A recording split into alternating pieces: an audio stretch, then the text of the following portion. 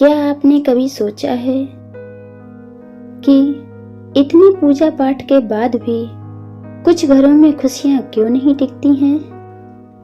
आखिर क्यों हमारी कुछ माताओं बहनों को संतान सुख के लिए तरसना पड़ता है? ग्रंथों में छिपे वो कुछ गुप्त संकेत हैं जो आज हम आपको बताने वाले हैं। आपके कौन से कर्म जो आपके भविष्य को लिख रहे हैं, आज हम जानेंगे प्राचीन कथाओं के माध्यम से कि स्त्री के भाग्य में संतान और सौभाग्य का उदय कब होता है।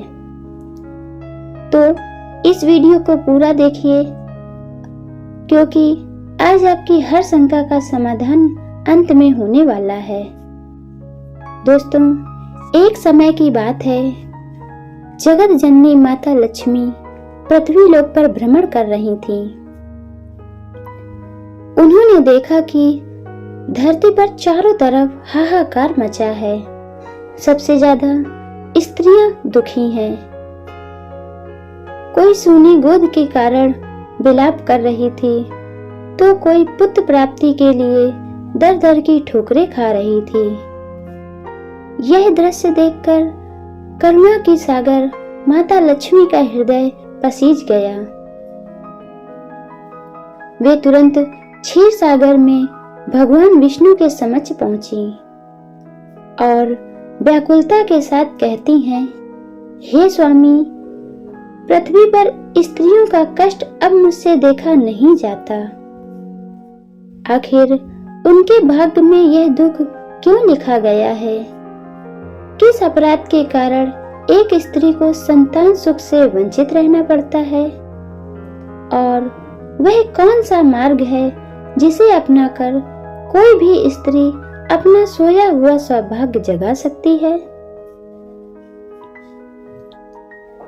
भगवान श्री नारायण मंद मुस्कान के साथ बोले, हे देवी, संसार का चक्र कर्मों के विधान से चलता है। कलयुग में मनुष्य हर छोटा बड़ा कर्म उसके जीवन की दिशा तय करता है। कलयुग में तो मनुष्य का हर छोटा बड़ा कर्म उसके जीवन की दिशा तय करता है। आज मैं एक ऐसी कथा सुनाता हूँ जिससे इन सभी प्रश्नों का उत्तर मिल जाएगा। देवी, यह कथा नहीं है, बल्कि हर उस स्त्री के लिए एक मार्गदर्शन है जो अपने जीवन को धन्य बनाना चाहती है। एक नगर में एक प्रतिष्ठित सेठ रहा करते थे। सेठ जी का परिवार बड़ा था और समाज में उनकी प्रतिष्ठा भी बहुत बड़ी थी। उनके 2 पुत्र थे। बड़े पुत्र की पत्नी, जिसे अपनी दौलत पर बहुत घमंड था, वो घर में किसी को कुछ नहीं समझती थी।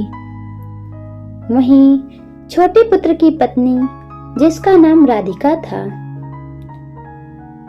उसे ससुराल में वो सम्मान नहीं मिलता था जिसकी वो हकदार थी। राधिका की सास का स्वभाव अत्यंत कठोर और पक्षपाती था। वह अपनी बड़ी बहू को तो सिर पर बिठाती थी, क्योंकि उसने दोनों बेटों को जन्म दिया था, लेकिन राधिका का हमेशा तिरस्कार करती थी। घर में धन की कमी नहीं थी, लेकिन संस्कारों की बहुत कमी थी। सेठ का छोटा बेटा भी कुमार्ग पर था और अपनी पत्नी का साथ देने की बजाय उसे अकेला छोड़ देता था।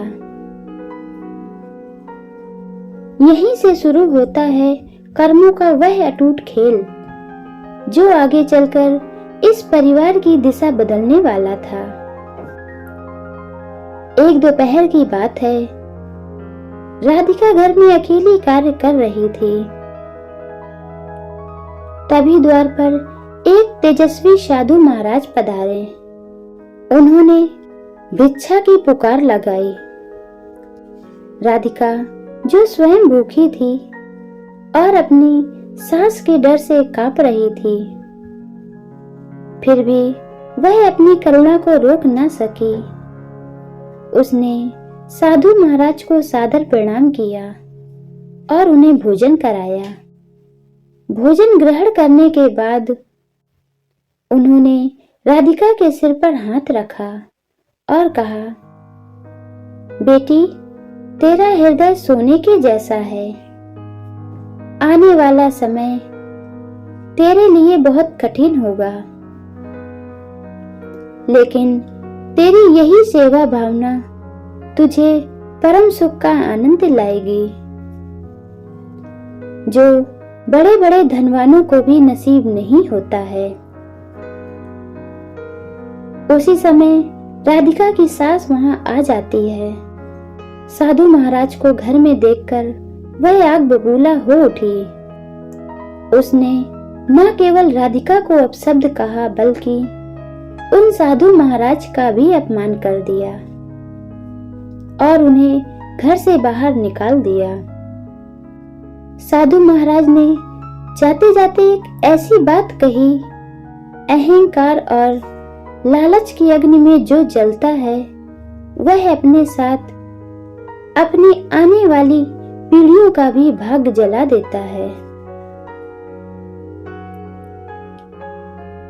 साधु के अपमान के बाद घर की स्थिति बिगड़ने लगी।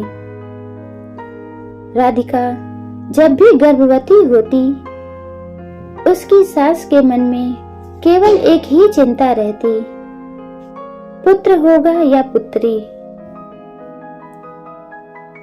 जब राधिका को एक कन्या प्राप्त हुई तो उसकी सास का व्यवहार क्रूर हो गया।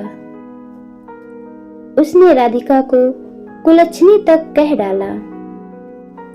शास्त्रों में कहा जाता है, पुत्री हो या पुत्र, दोनों ही ईश्वर का प्रसाद हैं।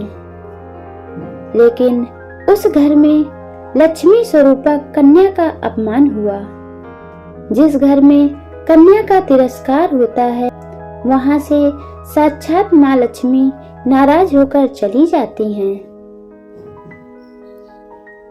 राधिका की सास का अहंकार इतना बढ़ गया था कि वह यह भूल चुकी थी कि वह स्वयं एक स्त्री है। उसने राधिका को घर से निकालने की धमकी दी। राधिका लाचार होकर रोते हुए कहती है, हे भगवान, मेरा क्या अपराध है। राधिका दुखी रहने लगी। तब उसे उसकी एक सहेली ने एक पुरानी कथा याद दिलाई। यह कथा राजा दशरथ और श्रवण कुमार की थी।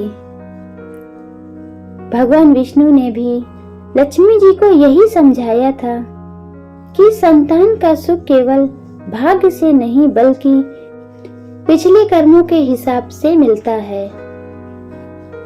हम जो बोते हैं वही काटते हैं। राधिका की सास दूसरों को दुख देकर खुद के लिए सुख की कामना कर रही थी, परंतु ऐसा होना असंभव है। जब राधिका दोबारा गर्भवती हुई तो माधवी के भड़काने पर सास ने राधिका को घर से निकालने का फैसला किया। माधवी चाहती थी कि सारा राजपाट उसी का हो जाए। राधिका को जब धक्के मारकर निकाला तब उसके पास कुछ भी नहीं था। एक गर्भवती स्त्री जिसके पास रहने के लिए छत नहीं थी और न ही कोई सहारा, वह अंधेरी रात में सड़क पर अकेली चल रही थी। राधिका रोते हुए अपनी मायके की ओर पहुंची।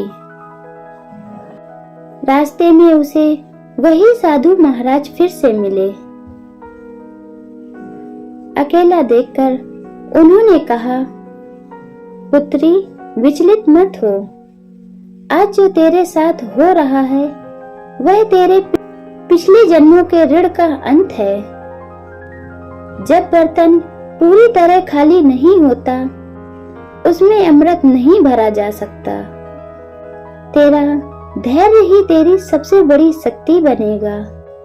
राधिका ने अपनी माँ के घर में शरण ली, लेकिन उसके मन में अपने पति की चिंता बनी रहती थी। वह जानती थी उसके पति का स्वभाव बुरा नहीं है, बस वह अपनी माँ के प्रभाव में गलत दिशा में चला गया।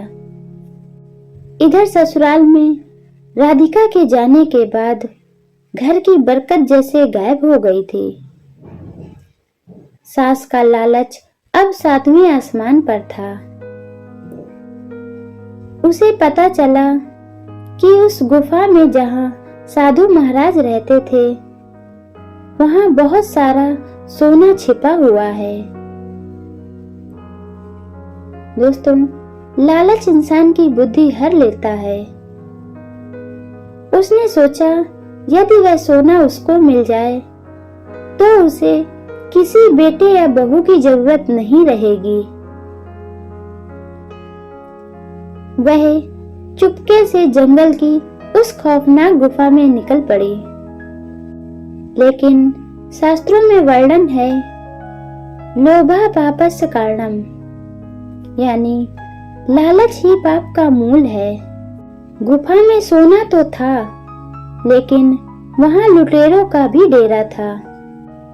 उन निर्दयी लुटेरों ने उस वृद्धा को अकेला देखकर उस पर हमला कर दिया।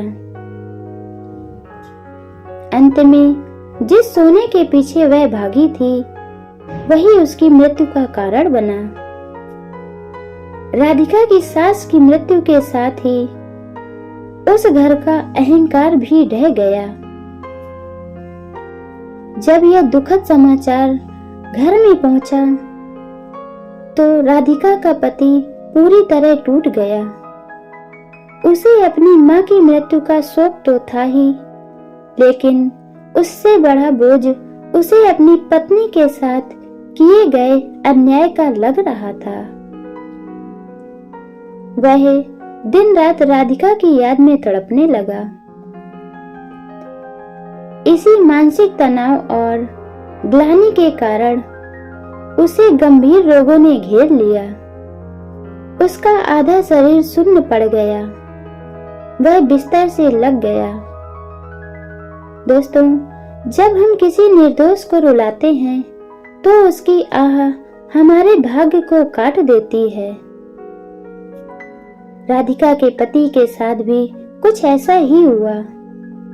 उसके सामने अब केवल एक ही उम्मीद बची थी, सच्चा पश्चाताप और क्षमा। जैसे ही राधिका को अपने पति की इस हालत का पता चला, वह सब कुछ भूलकर वापस ससुराल आ गई। उसने अपने मन में यह विचार नहीं लाया कि उसके साथ उस घर में क्या हुआ था। उसने केवल अपना पत्नी धर्म निभाया। वह दिन रात पति की सेवा करने लगी। खुद भूखी रहती, रातों को जागती रहती और निरंतर प्रभु से अपने पति की स्वास्थ्य की कामना करती। दोस्तों, कहते हैं एक पतिव्रता स्त्री की सेवा में इतनी शक्ति होती है कि वह यमराज को भी पीछे हटने पर मजबूर कर सकती है। राधिका की निस्वार्थ सेवा और उसके आंसुओं ने उसके पति के भीतर के सारे पापों को धो दिया। धीरे धीरे उसके शरीर में जान आने लगी। वह बोलने लगा और एक दिन राधिका के चरणों में गिरकर अपनी गलतियों की माफी भी मांगी। जब मन शुद्ध हो गया और घर से अहंकार का अंधेरा छट गया, तब उस घर में दिव्य ज्योति का उदय हुआ। कुछ समय पश्चात राधिका ने एक अत्यंत तेजस्वी पुत्र को जन्म दिया। पूरे गांव में खुशियां मनाई गईं। यह पुत्र केवल एक बच्चा नहीं था, बल्कि राधिका के धैर्य और सेवा के साक्षात पुरस्कार था।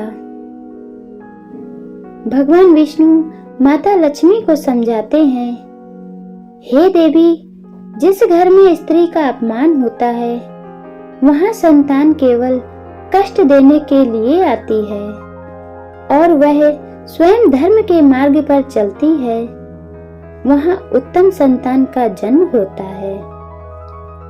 दोस्तों, इस कथा का यही सार है कि हमारे कर्म ही हमारे जीवन की कहानी लिखते हैं।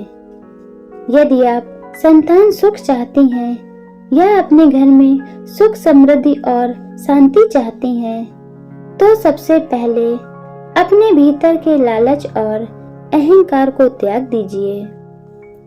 दूसरों की सेवा करें, ईश्वर पर अटूट विश्वास रखें। जैसा कि पुराणों में कहा गया है, जप और सेवा ही कलयुग के सबसे बड़े हथियार हैं। यदि आप अपने जीवन में खुशहाली चाहती हैं, तो आज से ही अपने घर के बड़ों का सम्मान करें, प्रभु भक्ति में लीन रहें। अगर आपको आज की यह प्रेरणादायक कथा पसंद आई हो और इसमें से आपको कुछ नया सीखने को मिला हो, तो इस वीडियो को लाइक जरूर करें। आपके एक कमेंट से हमें प्रेरणा मिलती है, इसलिए कमेंट में जय श्री कृष्णा जरूर लिखें और ऐसी ही धार्मिक और ज्ञानवर्धक कहानियों के लिए हमसे जुड़े रहने के लिए हमारे चैनल को सब्सक्राइब करें और बेल आइकन दबाएं ताकि कोई भी वीडियो आपसे मिस ना हो। अपने मित्रों और परिवार के साथ इस ज्ञान को शेयर करें, क्योंकि ज्ञान बांटने से ही बढ़ता है। मिलते हैं आपसे अगली वीडियो में। तब तक के लिए अपना ख्याल रखें, अपने परिवार का ख्याल रखें। जय श्री राधे।